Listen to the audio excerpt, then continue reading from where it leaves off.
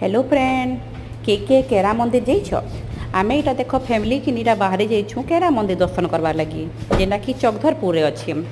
आ बाटे गला बेले कि एते जोर वर्षा होतला कह नहीं माने चकधरपुर पहुँचवा जाकर बहुत वर्षा फ्रेंड बहुत टिके रचे नहीं बहुत वर्षा टिके भी छाड़ला नहीं बाकी कैंसल करलु नहीं पहुँची तो गलु आ सीना देखाई मंदिरटा केते बढ़िया अच्छे फ्रेंड